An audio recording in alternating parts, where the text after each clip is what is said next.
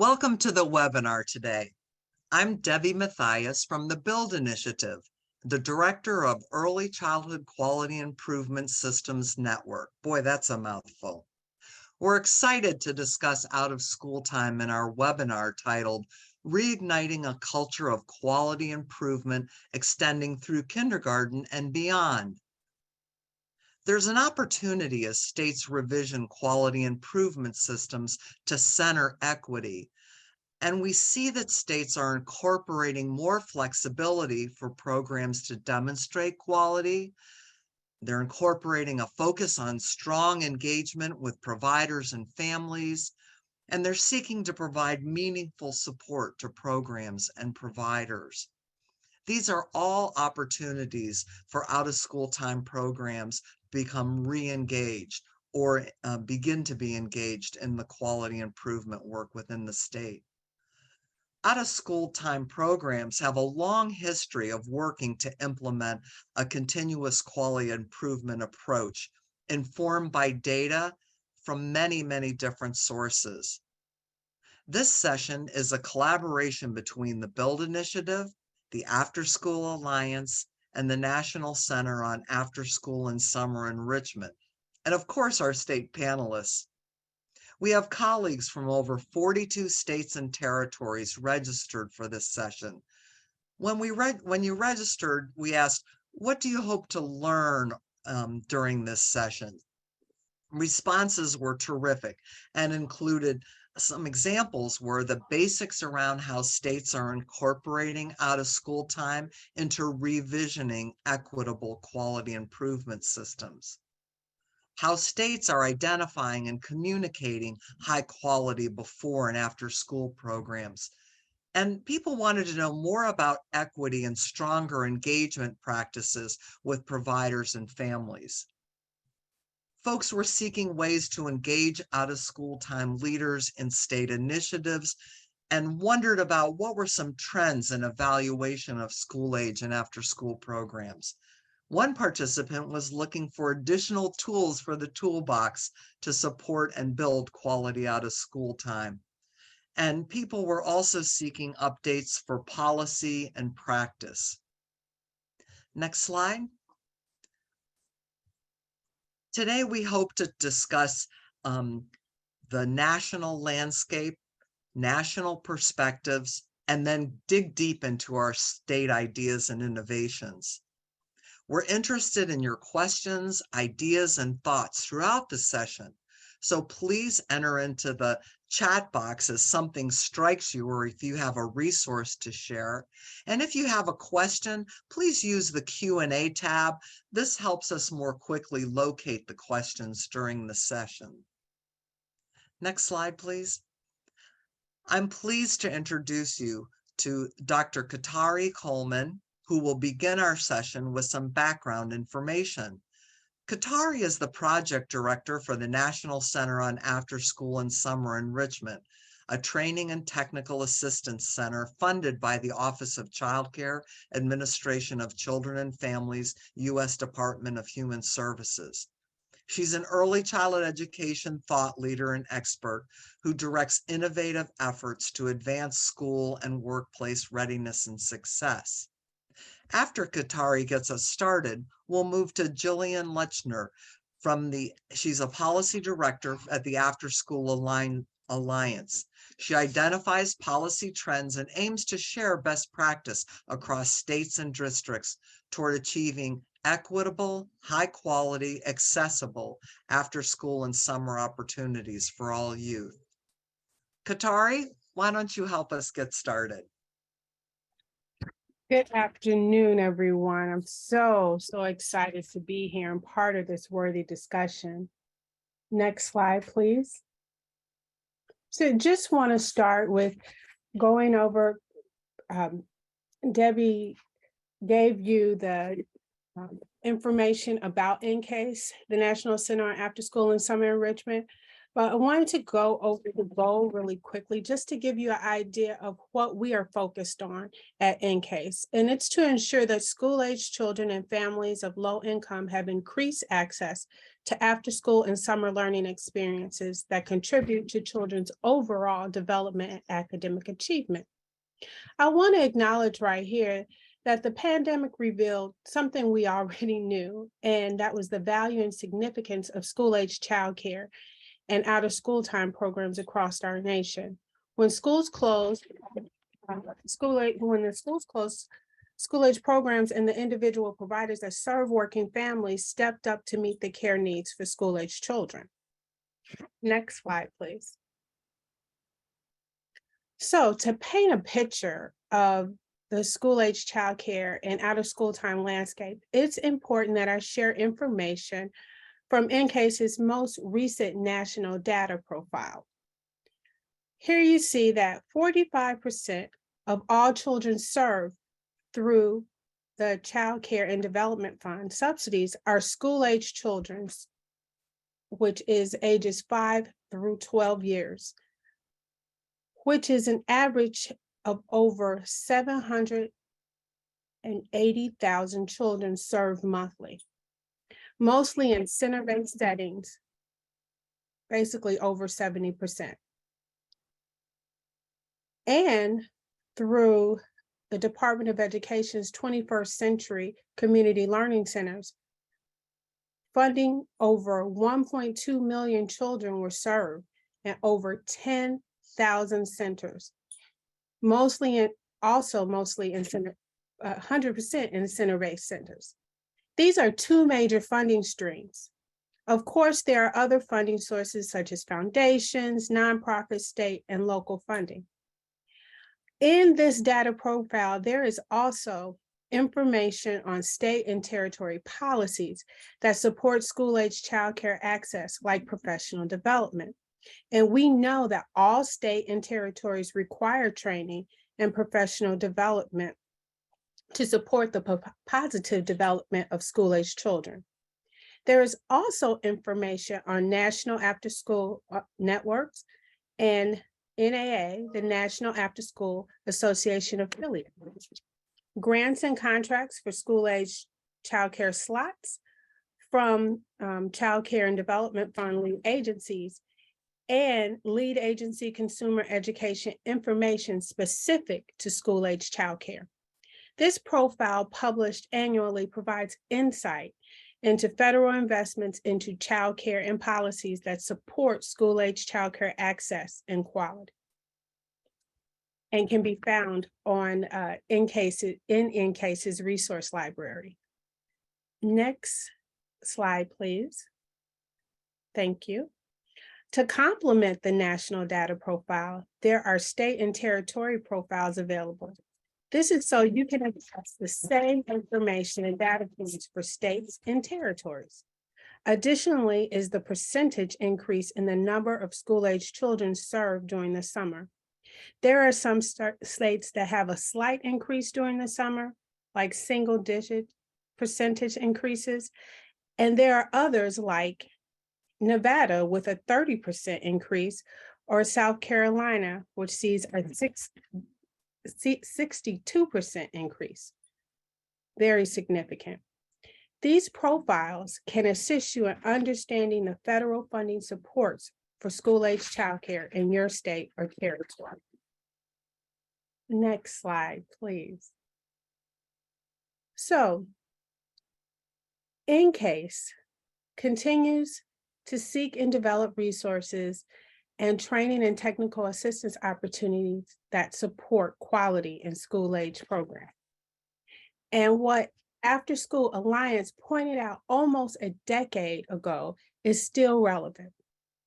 These 7 things are what contributes to quality school-age programming, from low child to provider ratios to positive social and emotional climate, and strong staff management and business practices to data collection and evaluation, which just about mirrors the quality expectations of early childhood programs.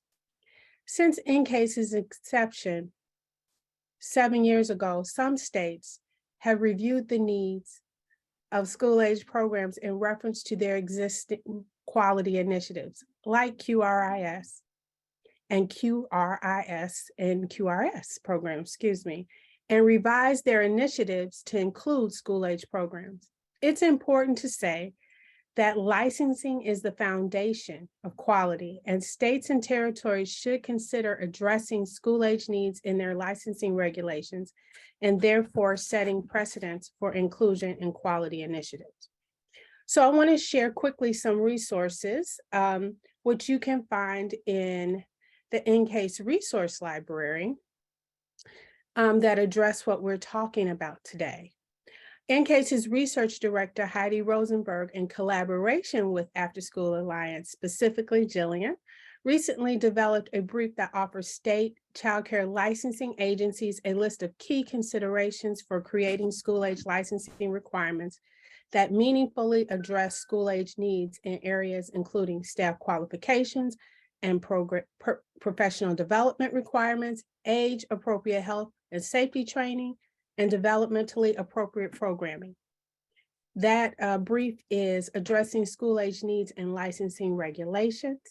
There was a webinar with the recording that we have in our library that actually focused on licensing requirements that meaningfully address school-age needs.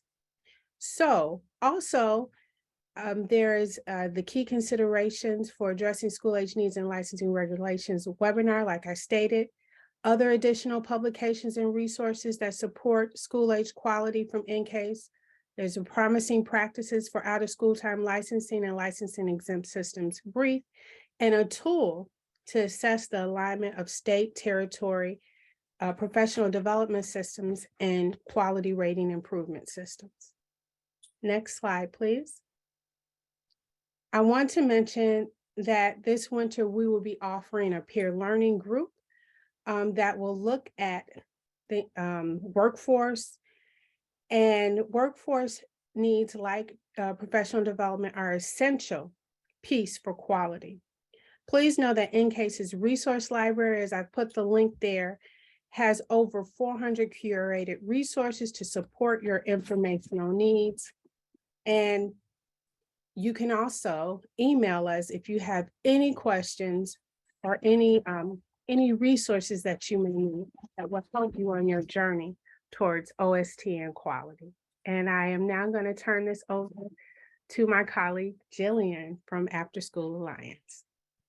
Thanks, Katara. That's wonderful. Hello, everybody. I'm pleased to be here today. The Afterschool Alliance is a nonprofit organization with the goal of enabling every child who wants one to have access to an affordable, accessible, high-quality after-school or summer program.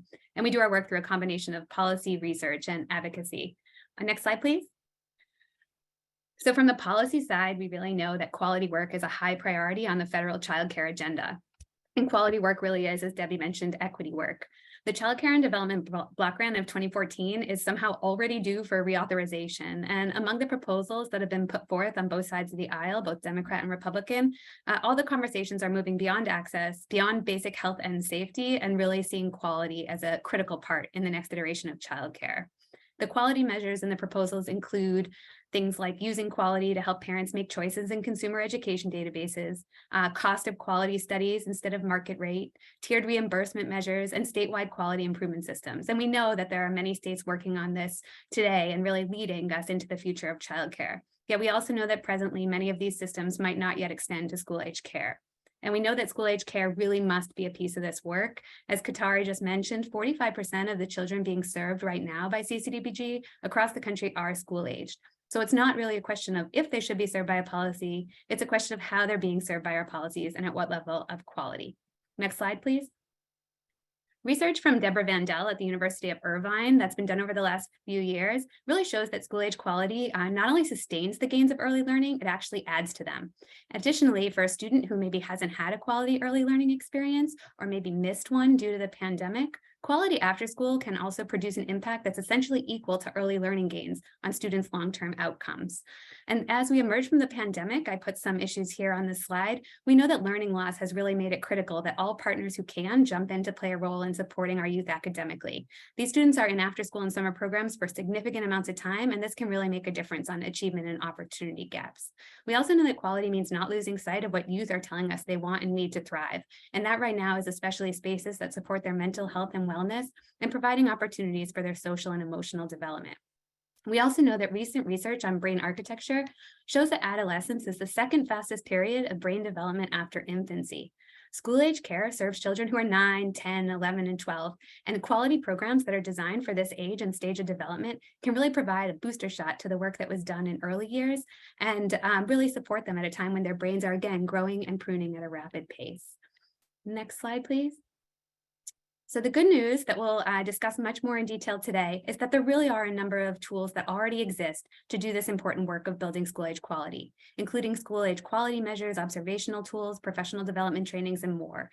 And as Katari mentioned, there are 50 statewide after-school networks, one in every state, that can help coordinate tools and resources. And we have examples of people from those networks on this webinar. So a lot of the work that's really before us is bridging across early care and out of school time, and it's just establishing that continuum of high quality from 0 through 13. Putting youth and families at the center. Next slide. And now, as many of you know, is an especially good time, a really historic opportunity to move the needle on quality.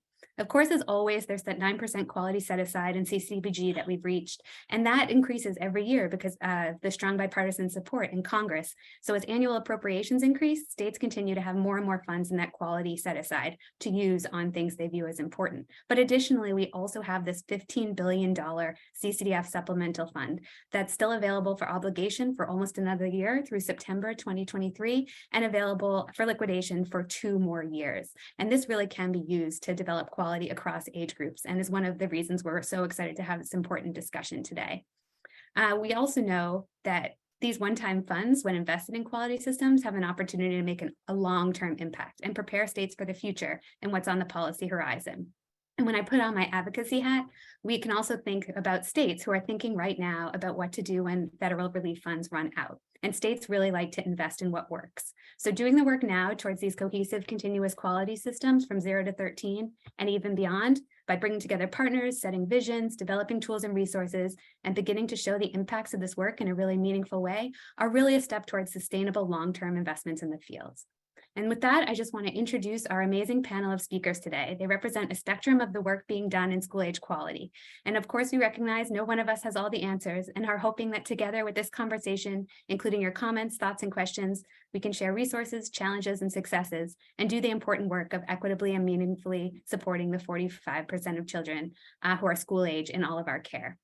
So the dedicated professionals today who will be speaking have their full bios that will be on the resource page, and I certainly recommend that you read them. But I just want to introduce their names and organizations before we begin to hear from them. And that's Amaris Knight, the network lead for the Nevada After School Network at the Nevada Institute for Children's Research and Policy, followed by Jennifer Smith, the program coordinator at the Center for Community Health Advancement in Wisconsin, then Kelly McMahon, the Chief Executive Officer of the New York State Network for Youth Success in the Capital Region, and Ben Tredelman, the Executive Director at the Utah After School Network. With that, I'll pass it off to Amaris. Thank you. Thank you so much, Jillian. It is great to be here with you all, and I hope that Nevada's story will give some inspiration into the kind of relationships and projects that could work potentially for your state. And so with that, we are sharing our story of how we have developed a partnership with our state's Division of Welfare and Supportive Services to address quality within school age out of school time programming. Go ahead for the next slide. And so we started out this adventure actually as a network all on our own in developing a program quality self-assessment tool back in 2020 and 2021. The state had previously created quality standards for our out of school time programs, which are, with the exception of a very, very small few that also serve our early childhood age group, the majority of our school age out of school time programs in Nevada are not licensed by the same organization that licenses our early childhood childcare centers. So it was really uncharted territory for them to have kind of statewide indicators of quality. So in 2020, we started this adventure of revamping those quality standards and putting together a toolkit that programs could use in order to kind of observe their own policies, procedures, practices, and determine what level of quality they might be at and what they could do to help increase and enhance the quality in different areas that they felt were a priority for them. So we made it in such a way where you're able to um, customize how you use the toolkit, since, our programs will be, at home family run programs all the way up through multi-site large boys and girls clubs and YMCA programs. So you get to use the toolkit however you see fit. It's also a self-assessment. Right now, it is not mandated by either our Department of Ed or Welfare and Social Services for programs to complete. So it is not a replacement for external evaluation, but for those programs who may lack the funds or the number of staff needed for a strong and rigorous evaluation, this is a great tool to kind of help you get started on your own self-assessment.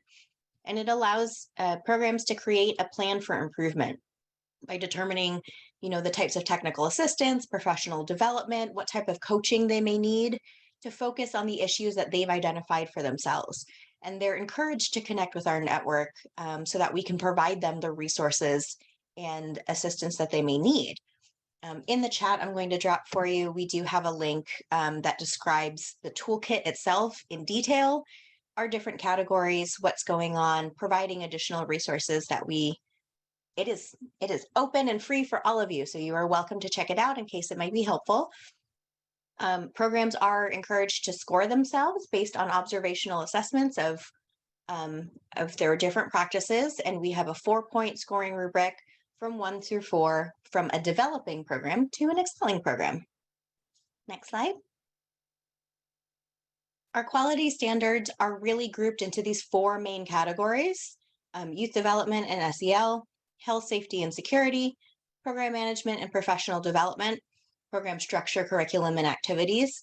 And within each of these 4 categories, we made sure to include specific instructions within the indicators and pieces of the scoring rubric itself that dive in and really focus on diversity, equity, inclusion, making sure that programs are taking into account the different types of needs that kids and families have, whether it be for, languages other than English, whether it be for, physical disabilities or mental and behavioral health needs. All of that is kind of already baked into our standards within the different categories, so that it's not do great things in SEL and then, oh, by the way, make sure you also have all this other stuff. We wanted to kind of tighten that integration, so it was a more natural flow for programs to continuously think about it. Next slide. And so because of the work that we started on our own, we have had existing relationships with our Division of Welfare and Social Services through some of our other projects within Nevada Institute for Children's Research and Policy, which is in UNLV. We've done a lot of previous work in the early childhood realm, especially with program evaluation. And so when they were looking for ways to spend their ARP funding that was coming in, they had reached out to ask if we had any ideas for how to address school age programs and what some of their funding could be used for in school age programs.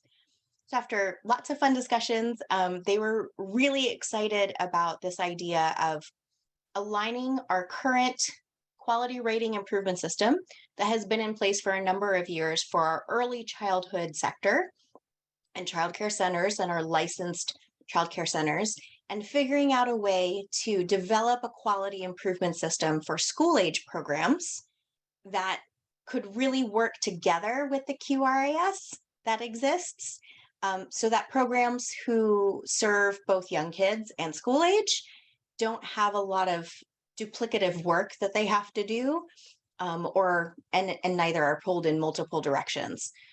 So that is one of the projects that they've graciously funded for us. And to help support all of that, all of these projects that you see listed on the slide in front of you are things that have been funded by Welfare and Social Services with their childcare ARP dollars to help really improve and align and enhance quality for our school age programs.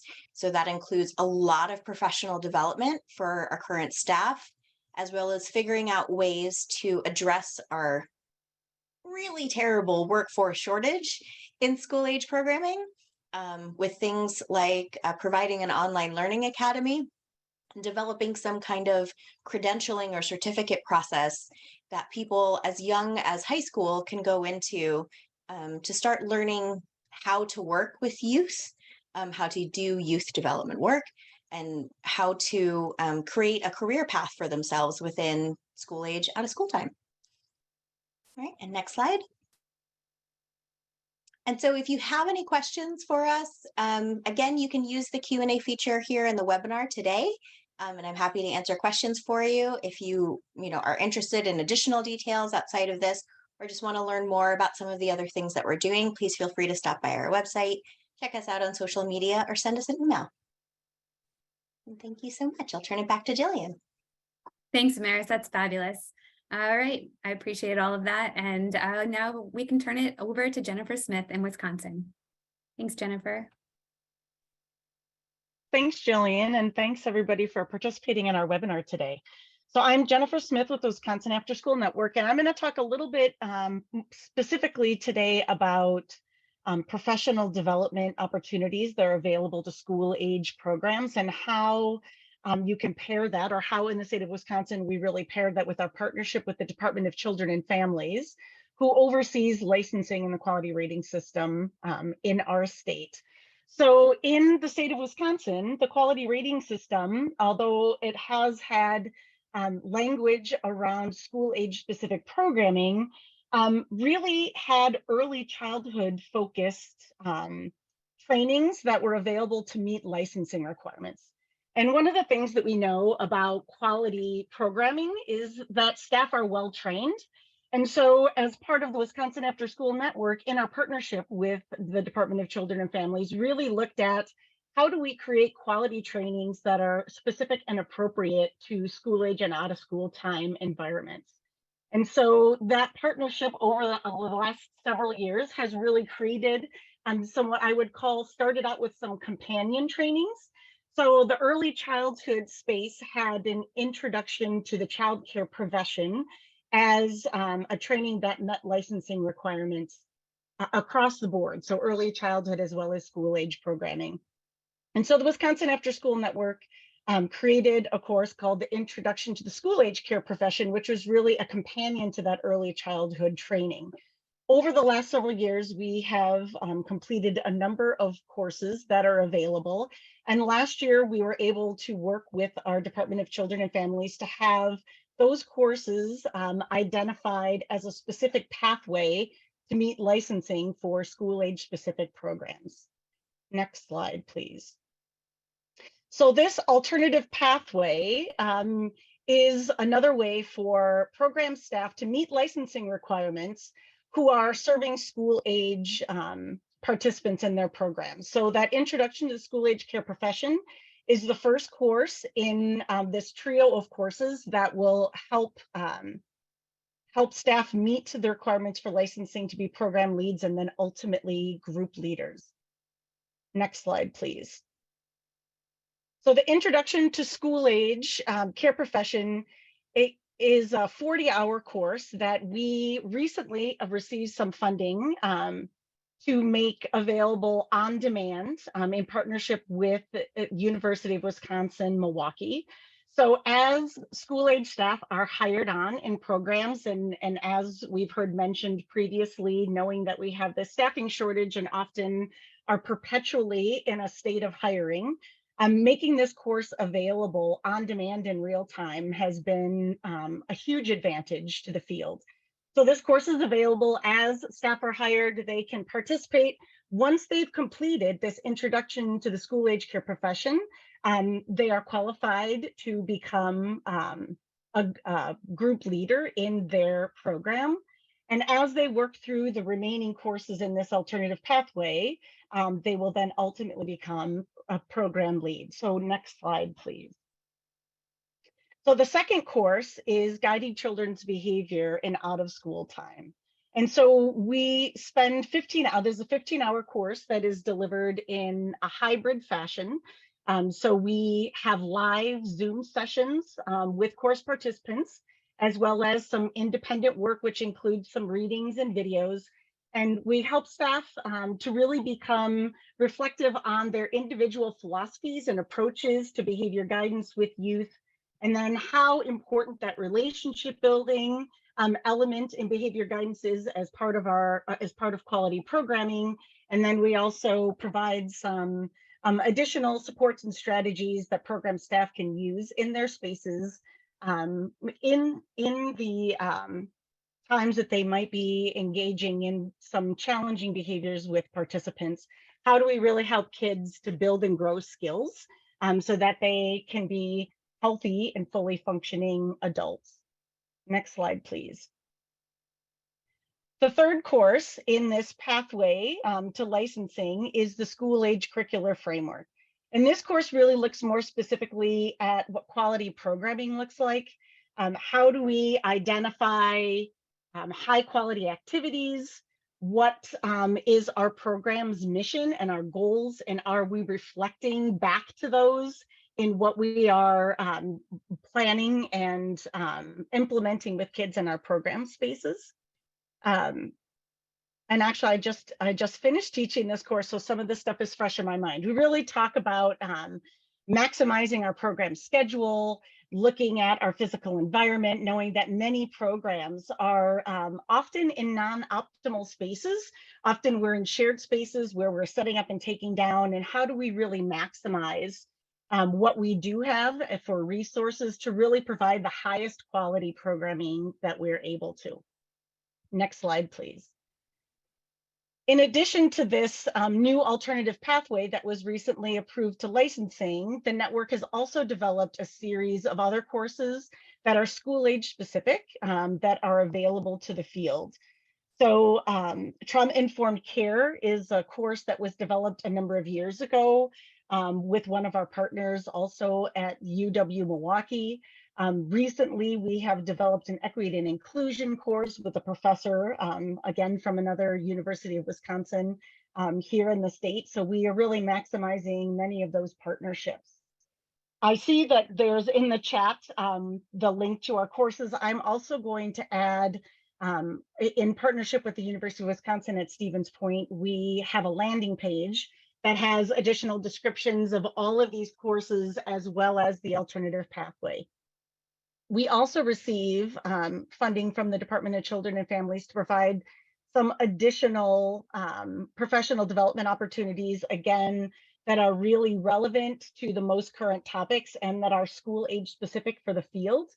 We have two in particular that we're working on right now that we're really excited to really launch starting in January and February. One of them is a behavioral health series that we are doing in partnership with some behavioral health providers through the Marshfield Clinic Health System, as well as programs throughout the state who are providing high quality examples of how we can implement strategies to support youth mental health.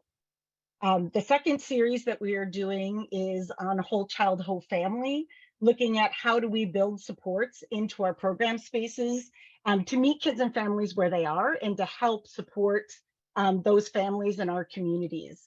Again, both of those will have a few webinars that we will launch initially, and then we will be providing a series of small videos highlighting programs who are really implementing these high quality practices, as well as some podcasts. And that will be kind of a new realm for us, though we're very excited to provide these quality training opportunities to the field. Thanks, Jillian. I'm going to turn it back to you. Thanks, Jennifer. That's amazing. And I really appreciate all that you've shared. And also people are beginning to ask some comments in the Q&A, which is wonderful, and in the chat. So please place more of your comments in the Q&A and we'll get to those at the end. I now want to turn it over to Kelly McMahon in New York. Thank you, Kelly. Thank you, Jillian. So New York's story is one I'm sure will resonate with most of you. It's around the fight to keep school age in the conversation. So our quality rating improvement system, or QRIS, has only been focused on early care for many, many years. So in 2012, we were able to develop some draft standards with a small work group, and these standards just sat around for several years due to lack of funding, again, for school age specific QRIS. In fact, to date, New York State still has only invested in early care QRIS, which brings us to our scope of work over the past many years. We have been able to make some strides by continuing our pursuit of this funding. So in 2017, the New York State Network for Youth Success, led a community of practice through NCASE around the quality rating improvement systems. And so through this group, we were able to update the 2012 standards. We were able to cross-reference some existing standards with some of our standards from other tools, such as our quality self-assessment tool, program accreditation, the school age care credential, all of which are housed through us, the State After School Network. I'll put those in the chat as well. So we had a really robust new draft standards from 2017. And again, these sat around for several years waiting for some money. But we never, ever gave up hope. We kept working with our partners. We kept advocating for money to be allocated to school age and not just early care. There were also some issues around the CCDF reauthorization when school age was taken out as a set aside for quality supports. And so New York State also withdrew all of their quality supports money due to that change. So we made sure we kept fighting, and that led us to 2021. New York State addressed some pandemic challenges by providing $100 million to support new programs that were in childcare deserts. So with this new funding, they really wanted to work on quality as well. And so programs said that if they were programs who received the childcare desert funding had to use Quality Stars New York, which is our QRIS. And so it was quickly pointed out that school age still only had these draft standards. They didn't actually have a system yet for the QRIS. And so we were able to say, let's have school age still apply and receive the funding, and we would work with the state to start a pilot and get the process underway. So the network has worked for the past year and a half with the state to develop this pilot, which we just kicked off in October. So again, if you look at this timeline, you see we've been working on this since 2012. So to finally have a pilot focused on school age is super exciting. And so what did we do? Next slide, please. We really wanted to make sure that whatever we worked on was accessible. And so our quality self-assessment tool, again, this is in the chat, we have translated that into 15 different languages. It's completely free. It's on our website. There are tools and videos that show you how to utilize this. And again, it integrates nicely with our QRIS standards now. We also have a school age care credential that is owned by the network, and we have been able to translate this entire manual, which is 150 plus pages, plus all of the attachments and documents into Spanish. So again, we wanted to make sure that we were working on increasing our accessibility and our inclusiveness with all of these new tools that we were putting out. And so we are also seeking bilingual endorsers and folks to really help increase the capacity in the field. And again, all of these tools are free and accessible on our website. Next slide, please. And so what are our next steps? So right now we are in the middle of this pilot. We have surveys to find out how comfortable they felt with quality standards prior to, during, and then after. What supports do they need? We will have targeted professional development dollars set aside for these folks going through this 10-month process to see what tweaks we may need for next year when we actually start to roll out this process, hopefully in a much more larger scale way. So with any process, ours is all about continuous improvement. And so we want to make sure that this is not just a one and done type of thing, but we continue to check in, make sure there is progress being made, make sure that anything that might not be working well for our school age providers is addressed and fixed before we are able to roll this out to a larger scale audience. So that is where we are in New York. And I just want to end on one more note, just don't ever give up. School age is often forgot about, we're over in the corner, but with all of your advocacy voices and your passion, we can really push through and make some great things happen for our field. So thank you. Turn it back over to Jillian. Thanks, Kelly. Yeah, I'm very excited to see this process coming to fruition in New York, and excited to be having this conversation where there are just so many tools being thrown in the chat that are available to the field. So it's really great to see where this will take us all in the next few years. I want to now pass it off to Ben Sherman in Utah for our final panelist before we get into more of the discussion. So please do continue to put your comments, thoughts in the chat and in the box. Thanks, Ben. All right, thank you very much, Jillian, and good time of day to everybody here. I'm excited to get to talk to you a little bit about Utah's system. It's been really great hearing other states talk a little bit about their journey in establishing their quality systems. I am not going to spend as much time talking about that so that we can talk a little bit more about the dynamics of the different systems that we have in Utah and how they come into play with the different partners that support them. And so in Utah, we have our QRIS system, which we call the Child Care Quality System, or CCQS in Utah. But then we also have our statewide quality improvement system. So our QRIS system is it's something that has been in practice for the past 3 or 4 years that we've been implementing that here and tweaking it and really honing that in.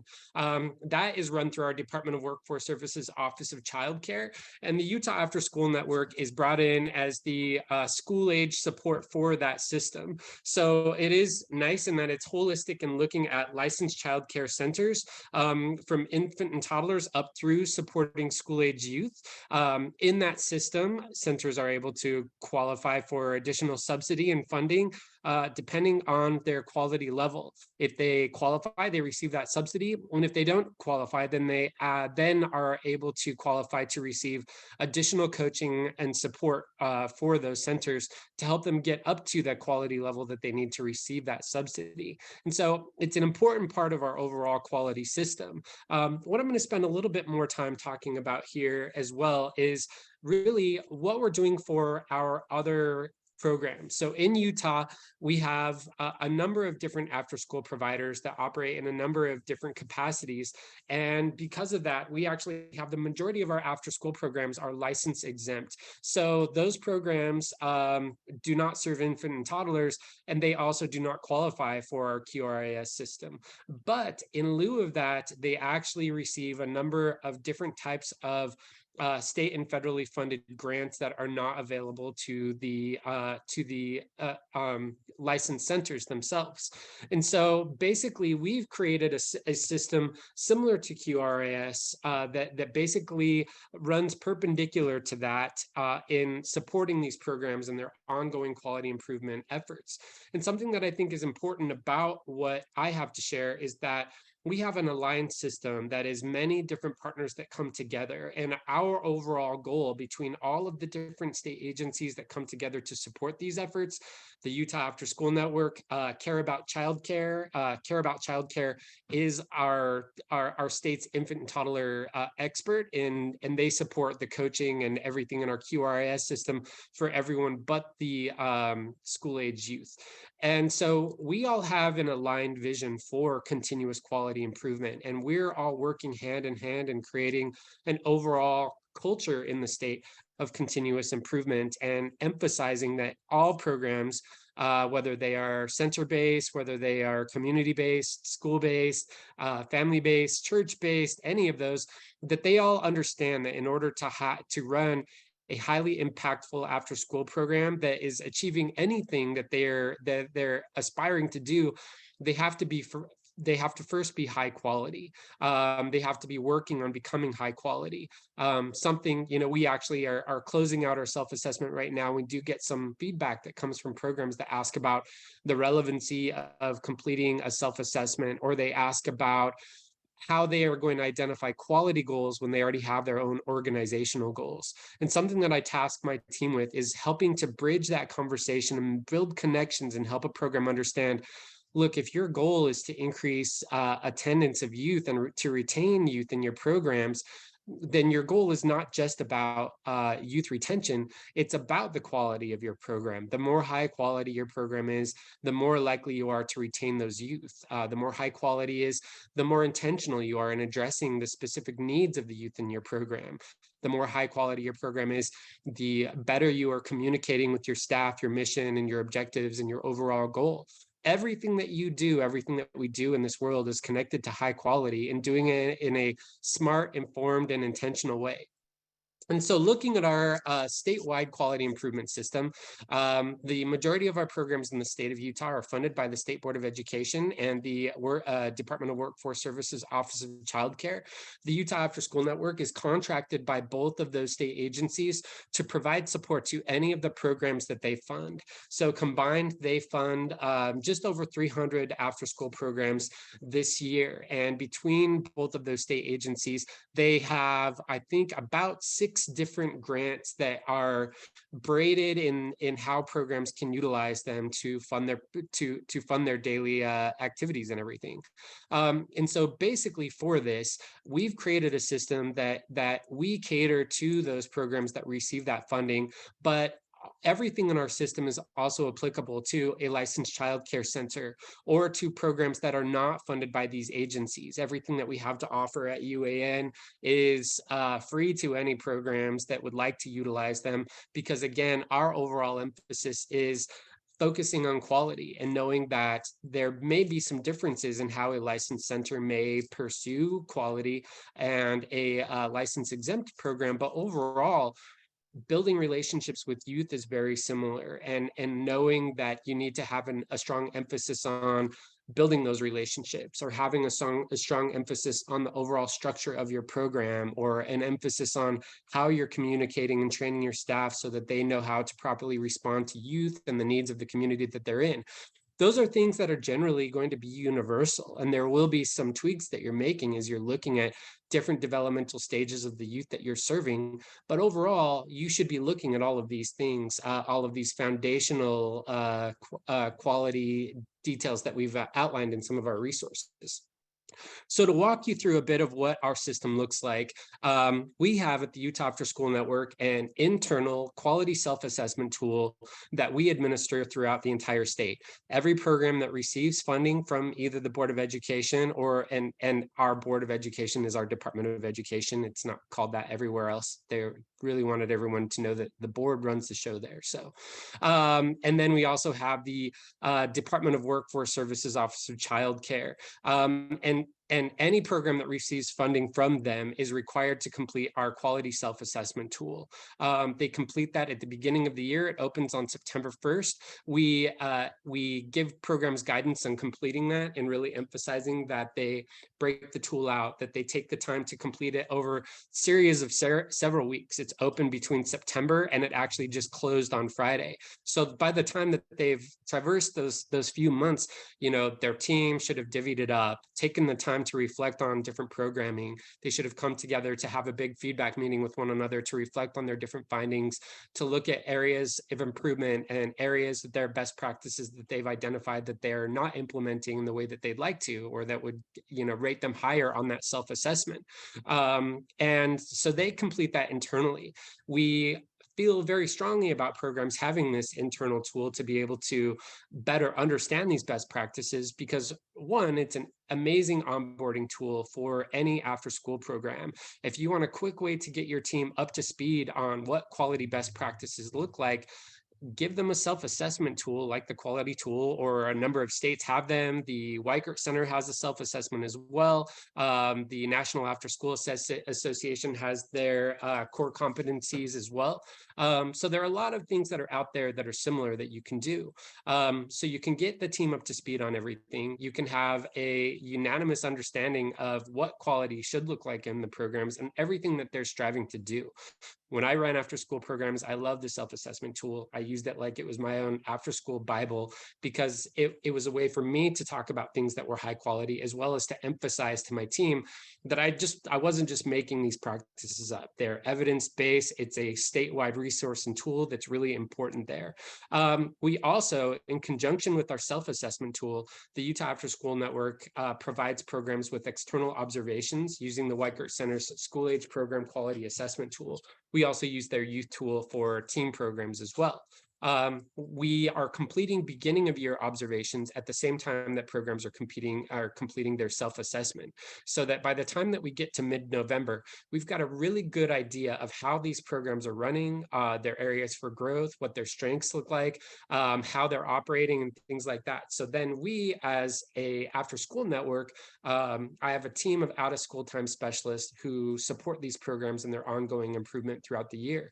We're able to follow up with those programs after they've submitted everything and they've had those observations, and really look at a comprehensive view of how things are running in their programs. Ideally, what we identify in our external observation aligns with what they've identified in their internal self-assessment. And that makes it really easy for us to step in and say, hey, we've all identified some of the same areas for growth around this. So let's talk about what this is going to look like as you move forward. We work with those programs then to complete an action plan where they work through a series of SMART goals.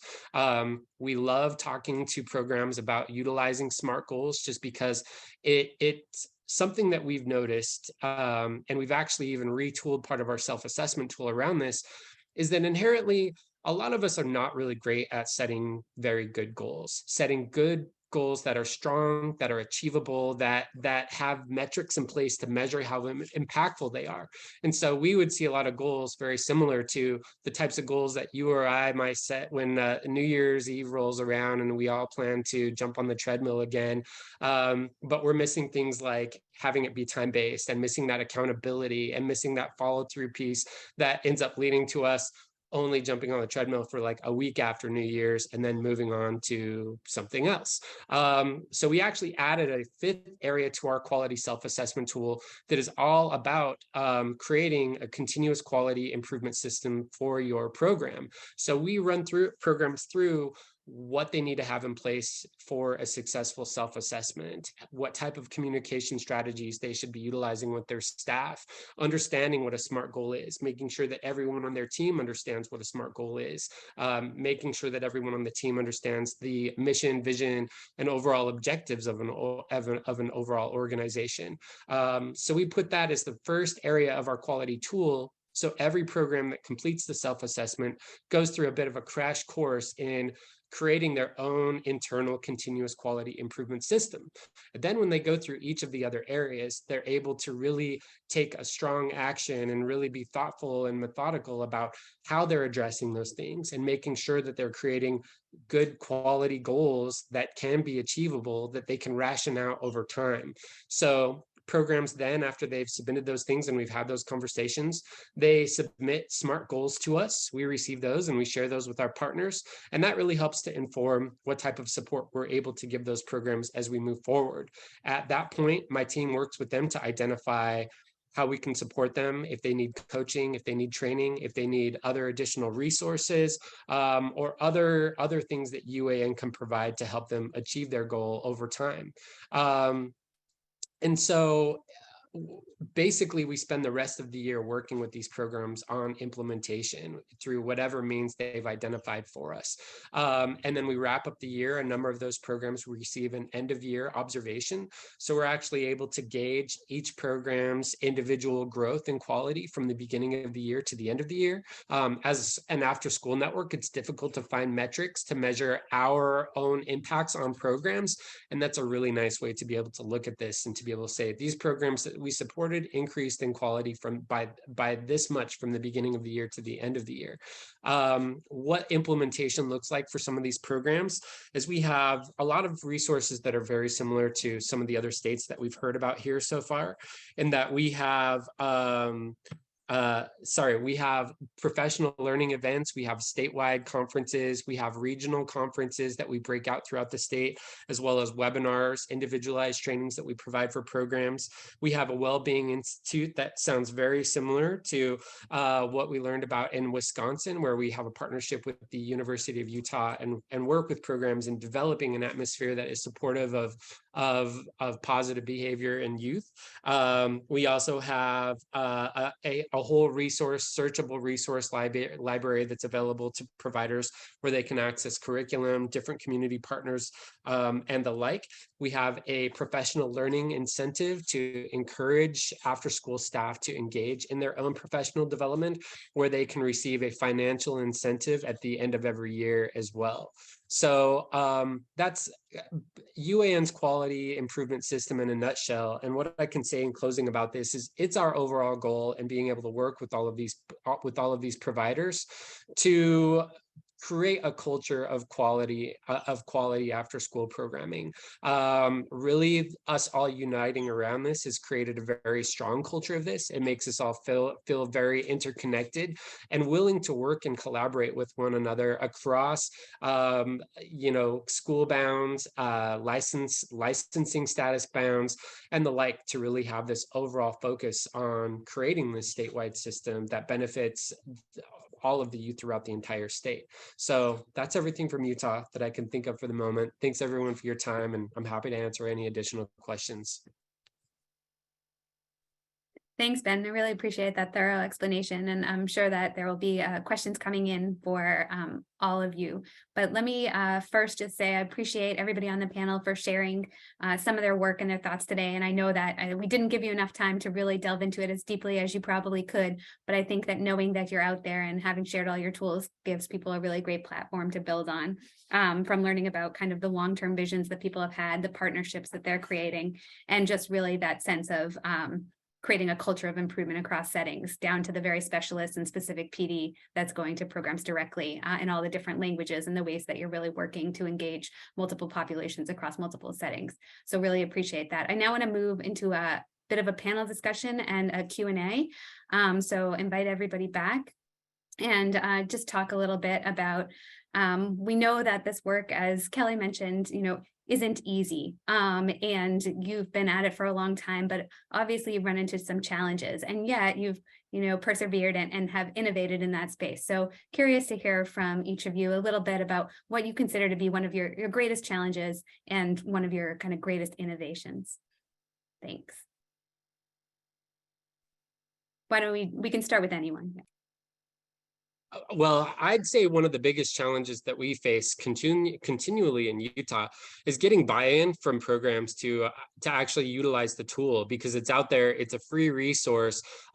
We hear from all types in Utah. We've got providers that have been around for a very long time that will say, I've been around, I don't need to look at this. I'm running a really great program. Everything's perfect here. But they don't take into account that they have constant turnover of employees, and that they have a new employee base, and that while this person maybe has been running after school programs for 20 years, their staff are brand new, and this is a great way to get them on board with that, or even just running through the process in a way that benefits the whole team. We know that programs that are higher quality have very detailed communication plans in place to talk about their mission and objectives, and that's something that's really important.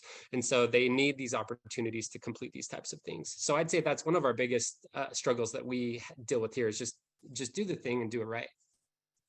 I think adding to that is also a new but old challenge that in the school age field we've seen, and that's workforce, right? So programs right now are having such a hard time even being able to recruit and retain staff, that looking at quality in their program is sort of the last thing on their mind. And so trying to be able to bring in some capacity supports for programs so that they're not feeling like they're drowning, and also being able to focus on the quality supports at the same time. So I think being able to tie in as many free resources, professional development money, paying for staff time to be able to go through these things, are all things that we need to think about to incentivize programs who are going through a difficult time right now. I think you're right, creating that culture of improvement and thinking about very intentionally and reflectively about the work you're doing in the out of school time program can create a more supportive atmosphere for the staff to work in, and can actually in the long run help retention too, so I think that you're right on with that. I have a question. Coaching is kind of a newer discipline, right? In the out of school time, and certainly in the preschool and infant toddler. And we're learning a lot about how coaches do their work. I think in the old days, it used to be the coach would ride in and save the program, but that doesn't create the sustainable change you all are talking about. What are you seeing as some of the innovation, or how are you working to build the skills and expertise of those coaches as you send them into programs to support programs improvement efforts?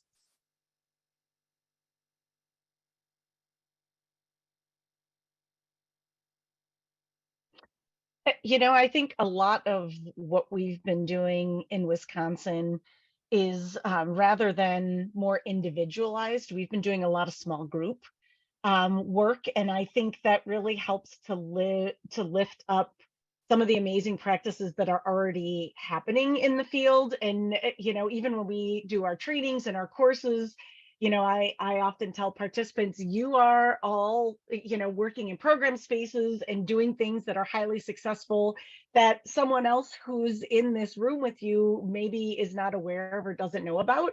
And so I think it's really become much more of a facilitation than it has been, you know, coaching. Really, what are people already doing that's working, and how do we share that information across programs rather than a coach going to one program and helping them and then going to another program. But we're really kind of creating this after school and out of school time community where we're sharing our own experiences and our learning. I think that's been pretty powerful. Yeah, and I can add to that a little bit, even though, you know, we're right at the beginning of embarking on all of these projects that some of these other networks have been doing for years and doing really, really well. So in terms of coaching, one of the things that we're looking at is kind of the model that our QRAS system for early childhood is already using.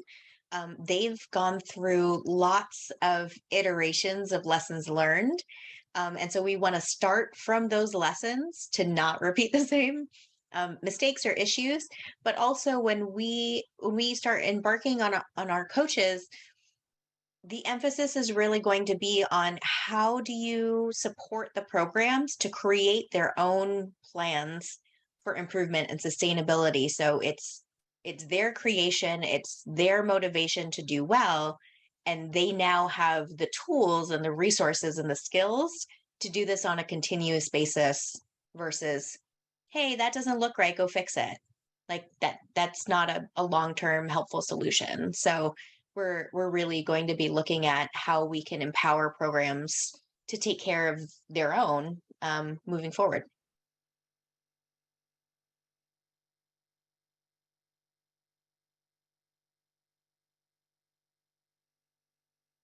I have a question about, there's been a lot of discussion lately about advancing equity in the work. What kind of strategies or, you know, specific angles have any of you taken to create a more equitable improvement system in the out of school space in your states? Here in New York, the network has embarked on, I think we're in 4 years now, what we call our JEDI journey. So it's Justice, Equity, Diversity, and Inclusion. We have done work from an internal equity audit that included interviews with stakeholders, providers, board members, network staff. So interviews, surveys, one-on-one meetings, deep dive through all of our materials. And we have a 3-year roadmap on how to identify both internally and externally ways to improve the equity, justice, diversity, inclusion across the out-of-school time system here in New York. For us, we wanted to do everything sort of right away and start pushing information out. And we quickly paused and realized, no, we need to do a lot of work internally before we can start working externally. So we spent the past 4 years doing that. And now we're finally in a place where we feel like we are able to start working outward. And so we have had a 10-month-long JEDI training series that's free, open to anybody. So not even just New York State, but anybody, even out of the out-of-school time field. The more people that can join our JEDI series, the better. But looking at things like implicit bias, anti-racism, working with our Latinx communities, looking at historical trauma and Indigenous populations, working across with our LGBTQIA and Two-Spirit communities. And so I think it starts with just education, right? It starts there, getting those deep dives into very particular subjects, looking at how you can support the youth in your program through all these various components, and then start to take a look at your materials, taking a look at what you're doing in your program that's lending to some of these things, and talking to your youth and families. It starts with talking to them about what do they need to feel included, what do they need to feel welcomed. There is a difference that we keep hearing over and over between we have an inclusive environment and we made this specifically with you in mind. And so that's kind of the mindset that we're looking at to relate out into the field.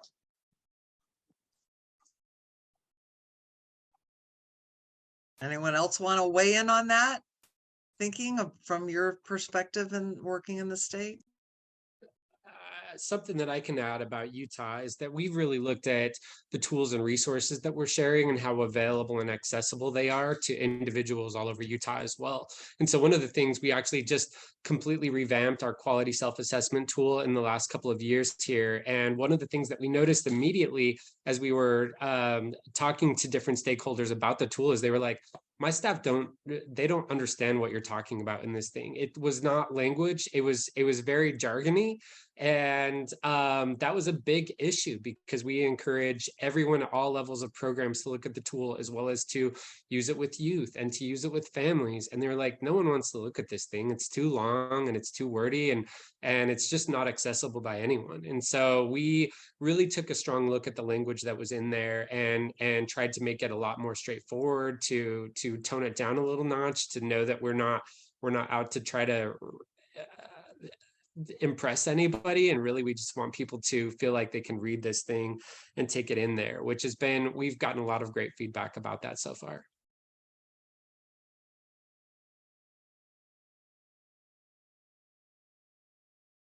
Well, I have a question. First of all, I want to thank you, Kelly, for shouting out in case PLGs is a helpful tool. I also want to ask, in partnering with CCDF lead agencies, what advice would you extend to networks? We know that there's a turnover in the direct service, but I would assume that there are new faces and new folks working in different positions with the network. And just wanted to know, in your in your journey or your past experience, what advice you would give there.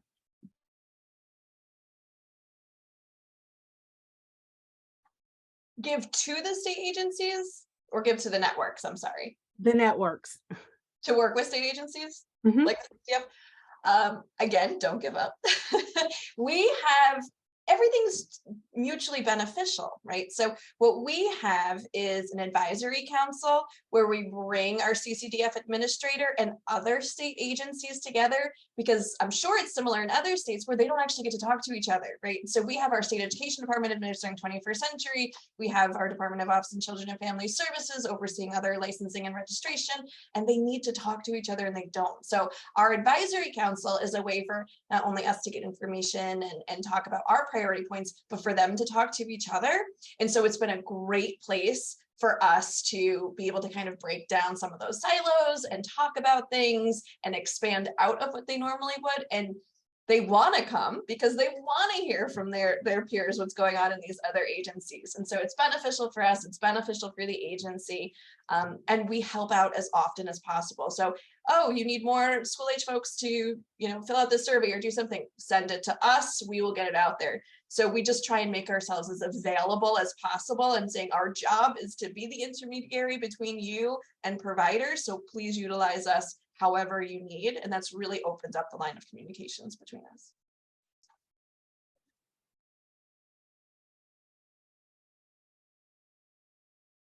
Yeah, go ahead. I was just gonna say, I'm gonna piggyback on Kelly a little bit in, it's very important not to give up. It's also really important to be very persistent, maybe a little assertive when it comes to working with state agencies. They do shuffle people around a lot. And so we get a little nosy and try to make it a point to find out, like, who is the contact that's in charge of whatever most relevant project is. You know, and when that changes, reach out to whoever the incoming person is to say, hey, we worked with your office a couple of years ago on blah, blah, blah. And I just wanted to introduce us. We're a great resource. If you need anything, you know, please feel free to reach out to us. I'm happy to schedule a meeting to give you a brief introduction to what we do in the network. And that has actually seemed to work pretty well for us. Anytime we see, you know, potential agencies that are giving out funding announcements outside of our Department of Ed, but anything that could potentially be related to school age programming, we'll send at least an email, and if not, offer to schedule a call to say, hey, we'd love to brainstorm with you on this, to show like how we can incorporate more of our school age programming to be eligible for this kind of funding. And what can we do? And those have been some of the best starts to really productive conversations. The other thing that I want to mention that I do is I don't only reach out when I need something. I think that's most important. I mean, I don't necessarily recommend this, but some of them I send, you know, weekly jokes to, or, hey, you know, I know you go ice fishing and the lakes are frozen over. Did you get to go this week? So I always check in about non-work related things. So that way, when I do check in and say, hey, I need this, they're more likely to respond, because it's the same thing we tell providers, right? Don't only talk to the parents that come into your program when the child did something, you know, not great that day. Make sure you're talking to them all the time. So I think it's the same thing with our state agencies. Well, I would just like to take a moment and thank everyone so much for all the great information, resources, and wisdom you've shared with your colleagues and with us today.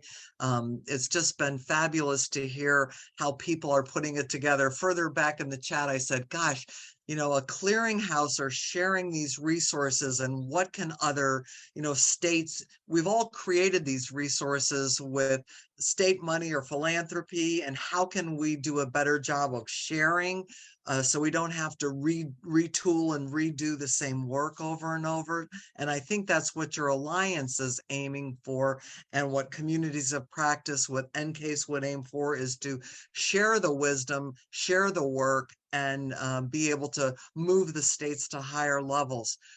I just wanted to thank each of you again today for coming on and sharing your ideas. We have all of your contact information and resources in the slide deck, which everyone will get as you close out of the session today. A quick pop-up evaluation, which really helps us improve our programming and discussions, will pop up, and any ideas or additional resources that you have, please share them back with us. And again, thanks so much for coming on today, and we've really appreciated. Obviously, our participants have really appreciated, and I really appreciate our participants weighing in and sharing all their good ideas in the chat box as well. Well, have a happy holiday, and wishing everybody all the best. Thank you, everyone.